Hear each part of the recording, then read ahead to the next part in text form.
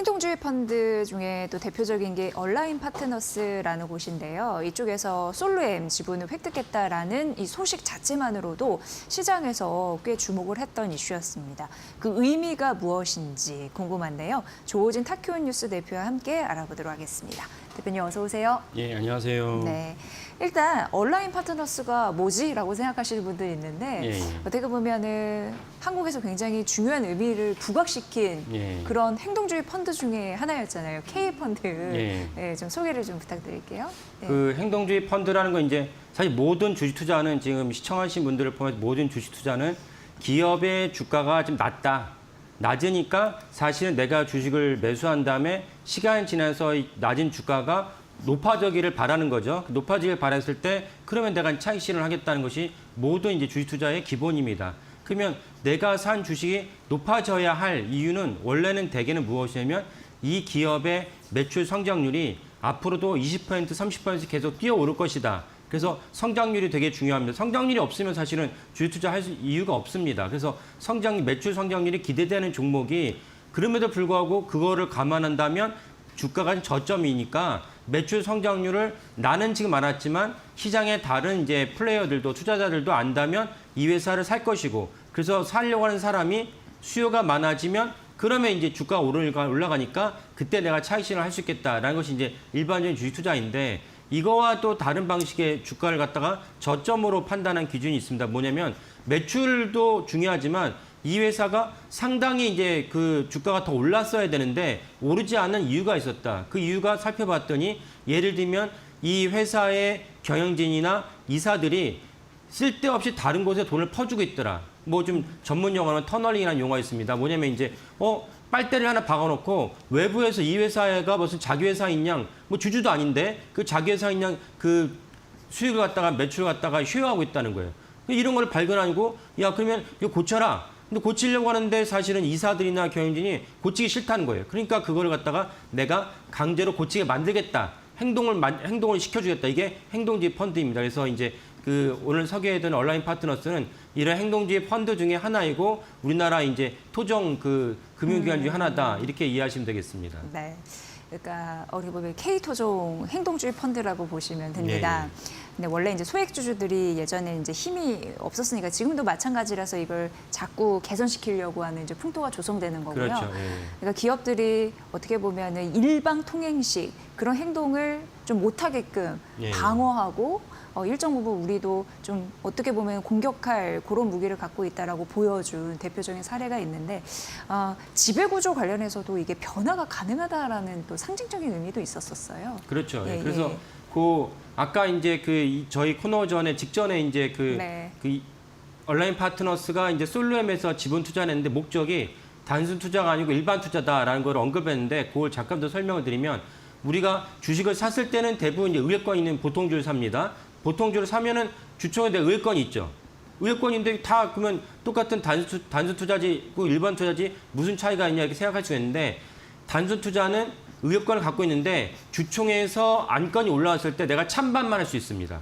내가 이 어떤 의뢰권을 제한할 수는 없어요. 어떤 그 주총에서 이런 의제를 다뤄주세요 말을 할 수 없어요. 그러면 주총에 대해서 내가 새로운 의제를 제안할 수 있으려면 내가 산 목적이 단순 투자가 아니고 일반 투자여야 된다. 이게 이제 규정이 있습니다. 그래서 단순 투자랑 일반 투자가 다르고 거기서 또 한 걸음 나가는 건 이제 뭐가 있냐면 경영 참여 투자가 있습니다.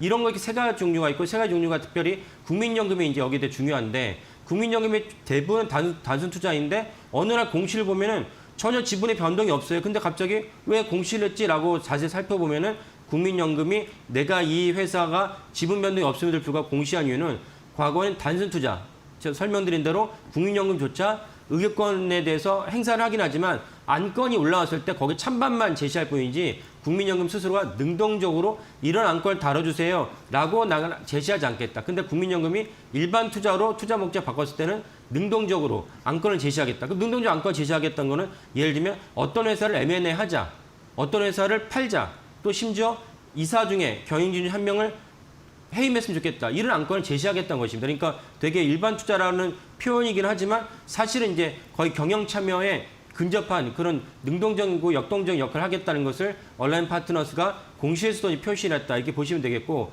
아까 이제 그 설명드린 대로 얼라인 파트너스가 그러면 이제 처음에 이 회사가 계속 잘 나가야 되는데 의외로 잘 못 나간 이유를 살펴봤더니 여러 가지 문제가 있었어요. 문제를 갖다 얼라인 파트너스가 주주로서 왜냐면 주주가 아닌 사람이 뭐 얘기해봐 뭐 별 효과가 없지 않습니까? 그러니까 얼라인 파트너스가 직접 이 회사 주식을 사서 그리고 나중에 표결권을 의결권 그 생각한다면 지분이 좀 있어야겠죠. 그러니까 어느 정도 지분을 확보하면서 이번에 솔렘 같은 경우도 내가 능동적으로 솔렘의 구석구석에 대해서 좀 잘못된 부분이 있으니까 이 잘못된 부분을 기존 경영진한테 요청을 하겠다. 개선을 요청하겠다. 이렇게 이해하시면 되겠다. 그래서 솔렘이 이 때문에 이제 사실은 주가가 이제 그 지난 한 달 새에 올랐는데 화면에 보시는 대로 솔렘과 이제 코스피를 갖다 비교한 어떤 차트입니다. 솔렘과 코스피인데 지난 한 달간 보면 솔렘이 한 14% 어제 종가 기준입니다. 어제 K라스 종가 기준인데 14% 넘게 이제 상승을 했고 코스피는 1%, 1.7% 정도 상승했어요. 그러니까 솔렘이 상대적으로 코스피에 비해서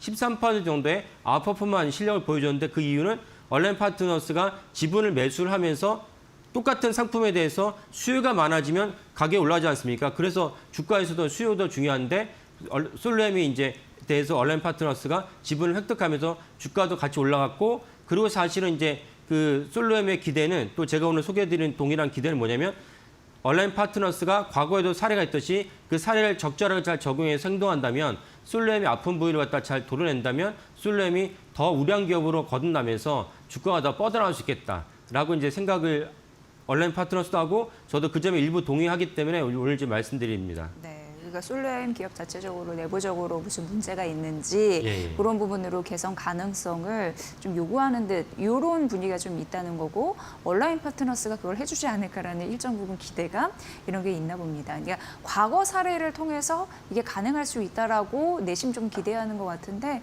대표적으로 SM 그때 좀 화제가 예, 많이 됐었잖아요. 맞습니다. 예. 그 배경 설명 좀 부탁드릴게요. 예. 그러니까 이제 SM 우리가 잘 아는 우리 연예기획사의 최초 연예기획사 1세대 연예기획사죠. 이수만 창업주가 이제 이수만 씨가 가수이면서 동시에 연예기획사를 차려서 우리나라 대표적인 성공적인 이제 연예기획사로 SM을 창업주였는데 이수만 씨는 사실은 상당 부분 SM의 창업주였지만 거기에 뭐 이사도 아니고 뭐 경영진으로 활동하지 않았어요. 그럼에도 불구하고 이모저모 입김을 갖다가 하면서 경영적인 활동을 했죠. 활동을 했는데 일반 사람들이 몰랐던 치명적인 어떤 잘못된 점이 있었는데 무엇이면 이수만 씨의 개인 회사인 라이크 기획이라고 있는데 라이크 기획을 갖다가 KB 자산운용이 먼저 왜 라이크 기획에다가 이수만 씨의 영향력 때문에 추정되는 그 영향력이 이해되는데 그럼 영향력이 이해되면은 이수만 씨가 공식적으로 회사에 경영진으로 참석을 해서 거기서 보수를 받지 왜 라이크 기획이라는 개인 회사를 통해서 따로 돈을 받아가느냐. 따로 돈을 받아가는데 한두 푼이 아니에요. 그래서 하나증권, 이게 이슈가 커지면서 이제 하나투자증권이 이제 전체적으로 이제 그 여러 가지 지표를 확인해 보니까 거의 뭐 1,000억이 넘는 돈을 빼갔다는 거예요.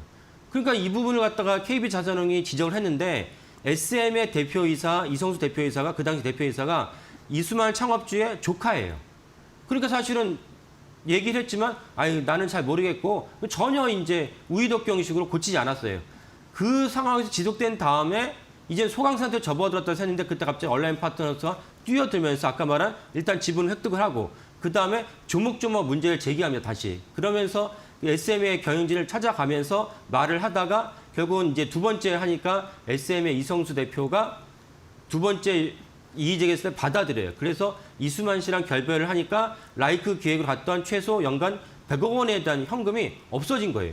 그러면 100억 원의 현금이 없어졌으니까 SM은 주가는 올라갈 수밖에 없는 그러면서 얼라인 파트너스 꽤 많은 수익률을 그 SM을 통해서 거뒀습니다. 이것을 갖고 이제 그 시장에서 이제 호평을 받으니까 얼라인 파트너스가 지금이 이제 얼라인 파트너스 대표인 이창원 대표가 39살인데 이 일을 할 때는 35살쯤 됐거든요. 그래도 뭐 젊은 나이 아닙니까? 그런데도 불구하고 성과를 보이니까 지금 얼라인 파트너스가 운영하는 자산이 1조 원이다. 이건 되게 큰 일입니다. 우리나라에서 1조 원이라는 자산을 구입한 건 되게 큰 일인데 이런 성과가 있었기 때문에 얼라인 파트너스에 돈이 몰렸고 그래서 오늘 설명드린 대로 얼라인 파트너스는 단순하게 이 회사 문제가 있으니까 이걸 갖다가 이제 고쳐달라 이 요구에서 벗어나서 다각도로 움직여서 결국은 요구를 관철시켰다. 관철시키면서 해당 종목을 갖다 주가를 올려놨다. 물론 당시에 이제 얼라인 파트너스가 투자한 SM이 올라갔던 이유는 이런 어떤 행동지 펀드의 역할도 있었지만은 그때 이제 SM을 갖다가 유수만 창업주가 팔려고 내놨어요. 팔려고 내놓으니까 그때 기억나시는 분들 계시지만 처음에 뭐 네이버가 인수한다, CJ가 인수한다 하다가 결국 최종적으로 이제 카카오와 하이브가 이제 인수 경쟁하면서 주가 엄청나게 뛰었습니다. 뭐 그 부분도 있긴 하지만 그런 어쨌건 시발점은 온라인 파트너스가 한 것은 분명하다. 그래서 이런 성공적인 사례를 봤을 때 이번에 솔루엠에도 우리가 좀 기대를 해볼 수 있겠다라고 생각을 하십니다. 네, 그럼 이어서 솔로엠이 어떤 기업인지 내부적으로 무슨 문제가 있길래 지배구조 개선에 대한 그런 요구를 받는 것인지 우리가 내부적인 부분을 좀 들어봐야 될 것 같습니다. 예. 그 솔루엠에서 설명드리면 우리가 예를 들면 편의점을 가거나 뭐 대형 슈퍼를 갔을 때 네. 상품이 어마어마하게 많지 않습니까? 근데 네. 대개는 그 상품의 가격을 하루에 한 번만 표시를 하는데 때에 따라서는 하루에 상품을 가격을 두 번을 표시할 때도 있어요. 왜냐하면 상품 가격이 바뀌니까. 그러면 상품 가격이 바뀐다면 우리 생각할 때 그 단순한 작업 아니냐? 그렇죠. 직원이 가서 일일이 가격을 갖다 바꾸고 가격 바뀐 띠지를 갖다 바꾸는 것이죠. 근데 그렇게 하려고 하면은 만약에 이제 전시장에 나왔던 판매대에 나왔던 상품 가격이 100개다. 그러면 2시간 정도 작업하면 되겠지만 우리가 이제 전시한 상품, 내놓은 상품이 1000개, 10,000개다. 이러면 엄청난 이제 품이 듭니다. 그러니까 사실 여기 아이디어를 차용해서 ESL이라고 해서 결국은 전자 그 표시 장치. 그래서 상품 가격을 디지털로 일괄적으로 바꿔주자. 사람 일일이 수작업을 하지 않고 여기에 시장이 새로 열렸습니다. 이거를 뭐 솔로엠이 처음에 창업한 건 아니고요. 근데 이 시장을 알고 솔로엠의 전재호 대표가 뛰어든 것입니다. 뛰어들어서 ESL 분야의 세계 2위 기업으로 성장했습니다. 그러니까 사실은 듣기만 해도 지금 누가 봐도 그 시장이 필요한데 세계 2위 기업이 됐으니까 솔루앱의 그 비즈니스는 미래 가치는 되게 긍정적이라고 생각하지 않겠습니까? 근데 불구하고 온라인 파트너가 뛰어든 이유는 뭐냐면 크게 두 가지 이유가 있다고 시장에서 평가를 하는데 첫 번째 무엇이냐면 그 솔루엠의 전재호 대표의 차남인 분이 이제 상무인데 이분의 또 어떤 개인 회사 같은 거를 차려가지고 솔루엠 회사의 사옥에다가 뭐 인테리어, 그다음 직원들 이용하는 카페 이런 걸 딱 차남의 기업이 독점적으로 이용하고 있다는 거예요. 그러다 보니까 사실은 기업의 경쟁력을 훼손하고 있다. 이 점을 지적하는 거죠. 두 번째 무엇이냐면 전재호 대표의 부인이 또 개인 회사 나섬이라는 개인 회사가 있는데 이 나섬이라는 회사와 솔루엠 사이에서 거래가 석연치 않은 거래가 있었다. 50억대가 넘는 석연치 않은 거래가 있었다는 것입니다. 구체적으로는 이제 나섬이 스스로가 이제 그 투자를 해서 어떤 빌딩을 비롯한 부동산을 개발했는데 이 부동산을 갖다 솔루엠이 인수를 합니다. 연수원으로 쓰겠다고 인수를 하는 거 인수할 수 있죠. 근데 문제는 무엇이냐면 나섬이 그 매각을 하자마자 스스로 폐업을 해버려요. 폐업을 해버렸다는 것은 아니 그렇게 큰 캐시카우를 생겼는데 왜 폐업을 했지? 라는 의문점이 들죠. 그러니까 그 자체가 석연치 않은 것이고 보다 더 근본적인 무엇이냐면 우리나라 공식 규정에는 이렇게 대주주이자 대표이사가 측근과 가족 간에 뭔가 거래를 한다면 거래를 할 수 있죠. 할 수 있는데 거래를 했다고 사업보고서에 공시를 해야 돼요. 근데 솔로엠의 전재호 대표가 부인 회사랑 거래를 했는데 공시를 하지 않은 거예요. 그러니까 누가 이거 지적을 했어요. 지적을 하니까 그때서야지 이제 솔루엠이 사업 보고서를 정정 보고서를 하면서 좀 있다가 이제 홈페이지에다가 띄웁니다. 사과 글을 띄웁니다. 앞으로는 이런 일이 없도록 하겠습니다. 그러니까 이런 일들이 사실은 이제 두 가지 사례가 이제 들춰난 것인데 만약에 더 자세하게 들어가 본다면 솔루엠의 이곳저곳에서 뭔가 문제가 있지 않냐. 그러니까 이제 온라인 파트너스가 내가 주주로서 적극적으로 들어가서 보다 밖에서 보는 것보다 더 안쪽에 들어가서 솔루엠의 체질을 바꿔보겠다. 체질을 바꾸었을 때 당연히 주가는 올라갈 것이다. 그런 맥락에서 투자를 했다. 이렇게 우리가 이해하면 되겠습니다. 네. 그렇다면 SMS에서 일정 부분 성과를 내서 알려졌잖아요. 예, 이 자본시장에. 그럼 이번에 솔루엠 이 지분 매입으로 해서 성과를 얻을 수 있을 것인가.